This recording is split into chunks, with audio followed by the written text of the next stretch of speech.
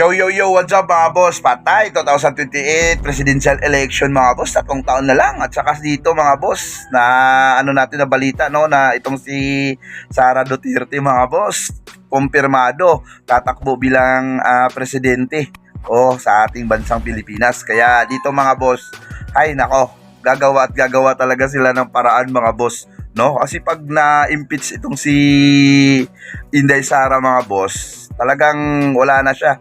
Zero visibility na siya mga boss na makatakbo bilang isang pangulo ng bansa sa 2028 presidential election. Kaya ngayon mga boss, talaga grabe. Kahit nga makikita natin doon sa mga balita mga boss, no, na talagang umiiwas ang Malacanang at saka itong kasalukuyang presidente ngayon, sinasabi niya na talagang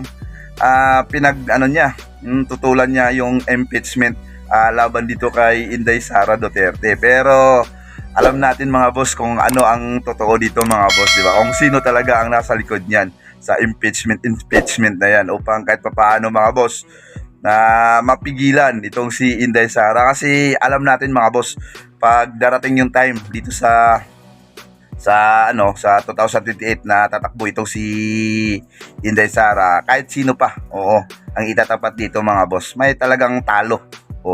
Kaya alam ko bilang isang Pilipino mga boss, no, napamahal dito sa mga Duterte kasi napaganda yung yung mga adhikain nila at saka siyempre yung mga pananaw nila mga boss. Hindi sila yung tipong mga tipong mga politiko mga boss na talagang mga trapo, mga corrupt. Talagang makikita mo yung serbisyo talaga mga boss. Serbisyong totoo dito sa mga Duterte mga boss. Kaya tabayanan na natin, 3 taon na lang mga boss. Siguro dyan sa 3 taon na yan, makakamit din natin yung bagong pag-asa natin mga boss sa Pilipinas, na makatayo tayo muli dito sa bigas. Sinta, magsisitinta na mga boss. Ang pangako 20 pesos na ngayon. Kaya I love you Inday Sara. Go, go, go, go. Manalo ka sa 2028 presidential election.